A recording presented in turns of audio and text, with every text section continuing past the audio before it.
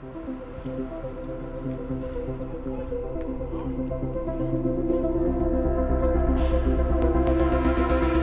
viens de finir mes cours de 8 à 10 et là on va faire séance vidéo avec Juan. Suivez-moi.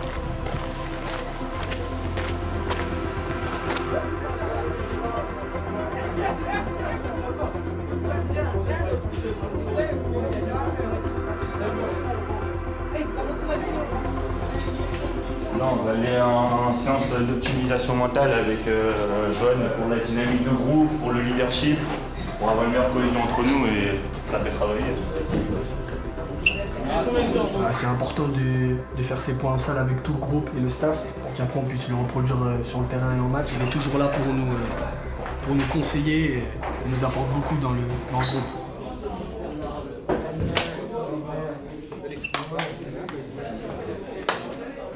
On débute par un atelier en lien avec le deuxième cycle qui va s'appuyer sur ce qu'on a produit ces 3 premiers mois.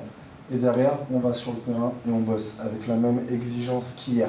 On commence d'un état d'esprit très très haut. Après, voilà, on a 2-3 défaites ici qu'il nous faut un petit peu descendre. Je m'appelle Joan Pierra, je suis psychologue du sport. Je travaille dans la cellule d'optimisation d'habilité mentale avec Samantha Dizazo, qui est la manager de la cellule. Vous avez la fixation d'objectifs que vous avez faite pendant la pré-saison. On avait la mission de gagner le championnat, d'aller au play-off, mais on est encore en novembre, donc c'est loin. Pour arriver à cette mission, l'ADNOL, la forte cohésion, et c'est préparé à haut niveau. Vous avez une réévaluation à faire, c'est-à-dire, je veux que chaque groupe vous saisisse une chose qu'on fait bien et une chose qu'on peut améliorer. Et cette semaine, on va travailler plusieurs choses. On va suivre un cas individuel, un cas d'un blessé de longue durée, et on va travailler l'aspect du groupe aussi. Donc on va avoir une dynamique des groupes avec les leaders et une réévaluation des fixations d'objectifs pour les groupes U17 national. L'objectif, c'est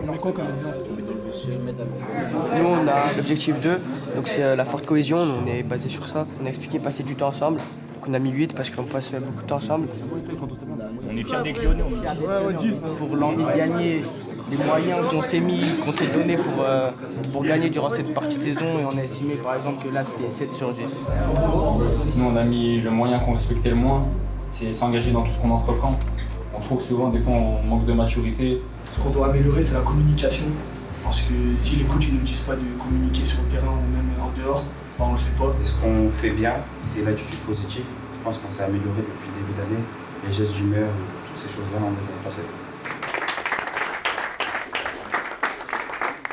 Donc pour la séance à Jaoui, on va avoir des missions. Donc la thématique, ça va être la communication positive. Donc il va y avoir 4 personnes qui vont réguler un petit peu tous les exercices qu'on va faire. Kenan, Kylian, Billy et Paul. On est d'accord? Allez, c'est parti. Si les 4 dans la gestion des émotions, dans l'exigence, la DNOL, vous arrivez à être efficace, les autres, ils vont s'en inspirer. C'est vous qui devez réguler, etc. D'accord? C'est bon? Oui. Allez, les gars. Direction d'entraînement. Ouais, on est chaud, on est chaud. Par rapport à ce qu'a dit Johan, tout de suite dans la concentration, tout de suite dans la communication. Bien joué Adam, magnifique. Bien joué, une petite vers l'avant. L'aspect mental aujourd'hui, je pense que dans le sport de haut niveau, c'est quelque chose qui est vraiment pris en compte. Et c'est une dimension, c'est peut-être la dimension la plus importante. C'est un groupe très très hétérogène dans la maturité, dans la manière d'aborder l'entraînement, d'aborder la compétition. Donc l'idée, c'est parfois d'utiliser ces leviers-là pour faire avancer le groupe.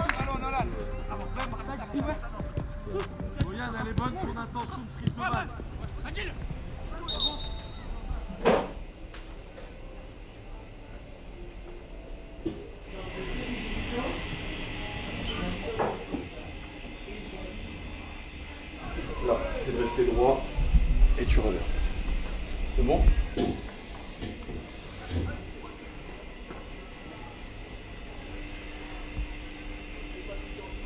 Dès que vous vous orientez pour aller vers l'avant, il y a des situations de déséquilibre. Il faut les trouver.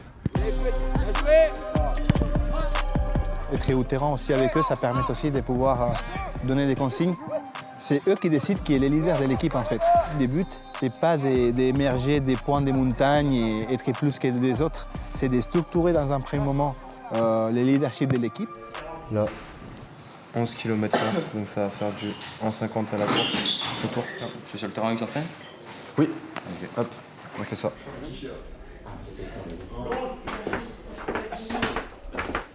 C'était en tournoi en Guadeloupe en quart de finale, contre-attaque, le défenseur il sort et il me tacle sur un cheville fort, je suis sorti sur civière, après je suis parti à CHU de Pointe-à-Pitre pour me faire opérer en urgence là-bas. C'était compliqué surtout pour ma famille, ils regardaient le match à la télé en France et ils m'ont vu comme ça pendant le match.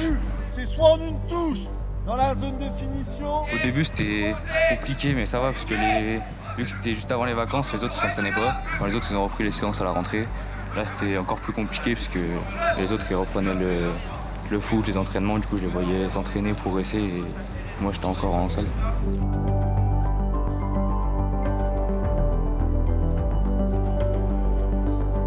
Eh les gars, il y a des garçons, quand il y a des garçons qui font des bonnes choses, il faut le dire. Un gars qui a fait un repli, une interception, un replacement, valorisez ça. Valorisez ça. C'était la séance? Ouais. Comment tu t'as senti? C'était bien. Il y avait plus de cohésion, plus de communication. L'intensité et l'engagement, il a été comment? Sur des jeux comme ça, c'était un peu vite fait. Ouais. Après, quand on est passé sur le grand jeu, ça commençait à être mieux. Ok. Est-ce que tu peux apporter quelque chose aussi quand tu es sur le terrain? Ouais, mais après, on n'est pas, je suis pas la personne, ça veut dire que c'est compliqué quand la personne n'est pas dedans. Ouais. C'est soit elle arrive à se mettre au service du groupe, mais après, nous, à part mettre de la voix et le remettre dans le bon chemin, c'est dur. Hein. On est sur une grande progression dans la communication. Après, il faudrait que toute l'équipe se mette au service de l'équipe parce qu'il y a des joueurs aussi qui se mettent pas au service du groupe. Et du coup, ça frustre un peu l'équipe et ça descend un petit peu le jeu, mais sinon on est en progression et il faut continuer comme ça. On est sur une bonne dynamique, là dans la séance, il y avait beaucoup de supériorité offensive. Ça veut dire défensivement, il fallait y aller fort. Et la thématique de la séance, c'était comment on communique pour se booster. Donc on s'encourageait, quand il y avait un truc positif, on s'encourageait. Quand il y avait un truc un peu moins bien, un coéquipier qui baissait la tête, on lui relevait la tête. Et comme ça, on va garder cette dynamique, on va continuer à faire des victoires et prendre des points.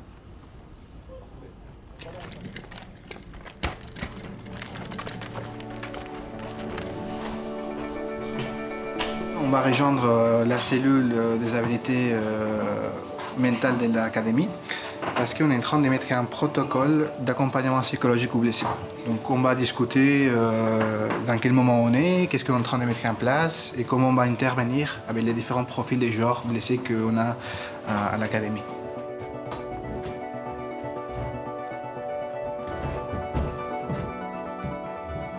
Aujourd'hui, petit focus sur le sportif blessé. C'est une thématique qu'on n'a pas trop abordée jusqu'à l'heure. Si tu as un déséquilibre, là tu viens aggraver le facteur risque-blessure.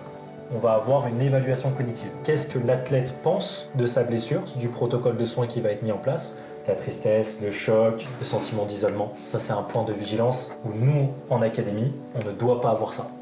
Parce qu'en fait, la présence sociale, on l'a, nous, dans notre secteur. Nous, par exemple, dans les séances qu'on fait les vendredis des cohésion, coopération, on essaie d'amener aussi les blessés avec nous pour faire les activités. On parle souvent de l'impact physique, mais pas forcément de les traumatismes émotionnels que ça peut créer. On est plutôt sur les 73% de nos athlètes qui vont avoir de l'anxiété de reblessure. Par exemple, on a un joueur, Angel, qui a passé déjà toutes les étapes et on a un accompagnement pour parler de la réalité notamment. Il est dans les points de retour au groupe. Même s'il a été exemplaire dans la discipline, dans la continuité, dans l'engagement, je pense que c'est bien pour cibler tous les facteurs pour récupérer le joueur dans les meilleures conditions possibles.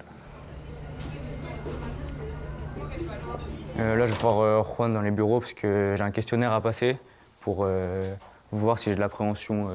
Voir psychologiquement si je suis apte à reprendre avec le groupe. Salut Angèle. Ça va? Comment tu vas? Ça va bien, ça va? Ça va. Longtemps. Ouais. Tu vas bien? Ça va bien. Donc ça va nous permettre de voir si tu peux, entre guillemets, psychologiquement, incorporer le groupe ou pas. On va les traiter et je vais te dire si tu es dans les conditions optimales pour intégrer le groupe, d'accord? Ok. Allez, c'est parti. La première, c'est que j'ai peur de me blesser à nouveau à mon retour à la compétition. Moi, je mets 1 parce que j'ai pas peur, mais j'ai pensé un peu. Je m'inquiète de réaliser une piètre performance lors de mon retour à la compétition. Un petit peu. Je doute de m'en sortir sans blessure lors de mon retour à la compétition. Non. Je n'ai pas forcément peur de me blesser autre part. moi, je vais continuer à travailler avec toi, tu es apte. Et sinon, bah, on va cibler pourquoi tu n'es pas apte, entre guillemets, et on va travailler un petit peu dessus pour adapter un petit peu la situation et t'amener rapidement dans les groupes. OK? Ouais. Allez.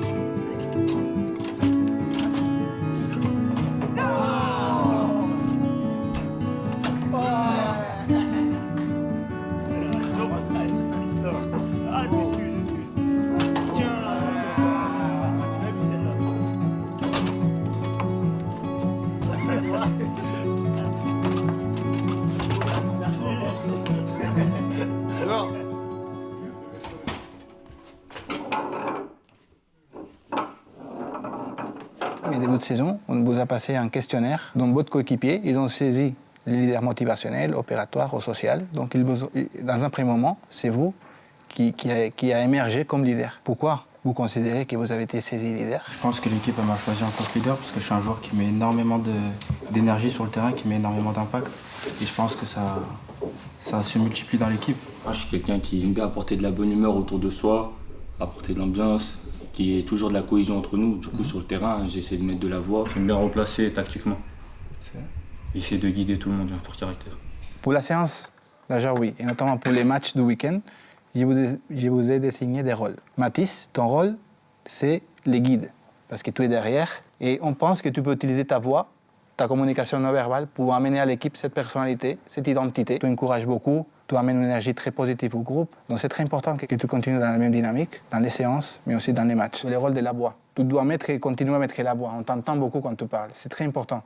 Cette communication, elle doit être contagiée aux autres. Est-ce que ça vous correspond? Est-ce que vous avez des questions?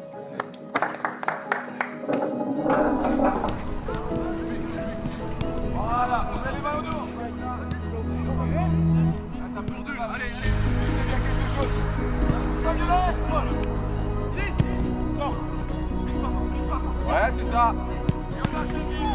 Ah bon. Ouais. Viens, il y a le temps. Ça, c'est juste. Ça, c'est juste. Bien joué aussi. Mettez-vous comme ça déjà. Comme ça. Oh, faut continuer dans le pressing, on est bien les frères. On s'est créé des occasions, on a récupéré du ballon, c'est comme ça. Les gars, c'est bien, ça a changé. On est mieux avec la balle, on prend le temps, on combine, on joue à l'opposé. Continuez, 1, 2, 3 passes d'un côté, boum à l'opposé. Les intentions, elles sont bonnes, continuez. Tu es ensemble les gars. Allez. Continue. Va pas sur le latéral, va juste sur le central.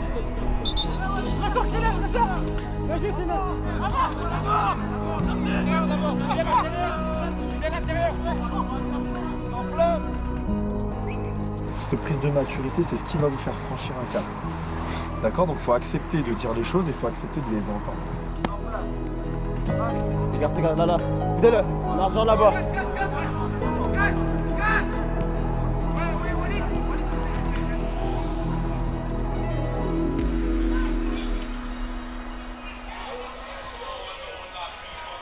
Là, je prépare mon sac pour aller à mon premier match. Je n'ai pas joué depuis 7 mois et demi. Je fais une double fracture de la cheville, tournoi en Guadeloupe.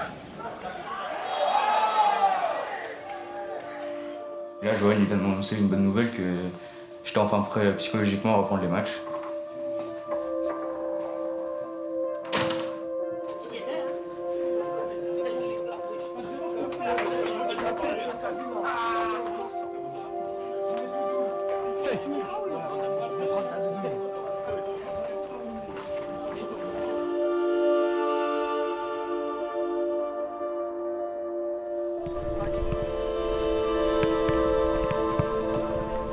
Angel, il va réintégrer le groupe, donc c'est la bonne nouvelle de la semaine pour nous. Le but, c'est qu'il prend de nouvelles sensations aussi pour rapport à cette nouvelle étape. Il va découvrir un petit peu des nouvelles phases.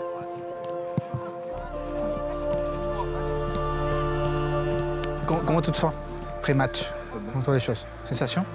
Oh, je me sens bien. Bien? Prêt? Ça fait longtemps, hein? 7 mois et demi. Faut y aller, mon ami. Allez.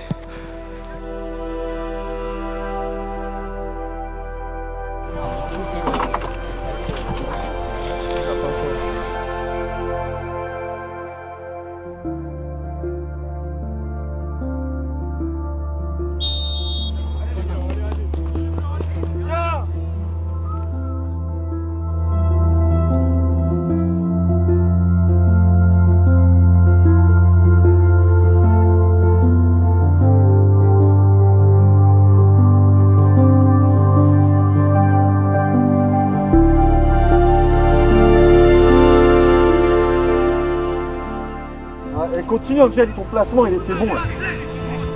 Allez mon petit Angel. Ouais Angel, ouais Angel, ouais Angel, ouais Angel, ouais Angel. Allez, et on avance.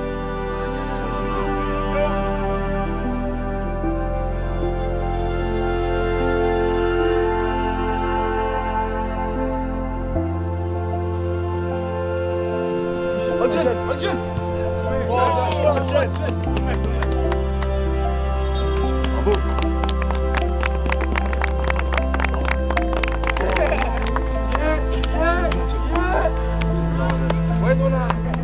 Défensivement, j'étais bien, offensivement, un peu moins bien. Ouais.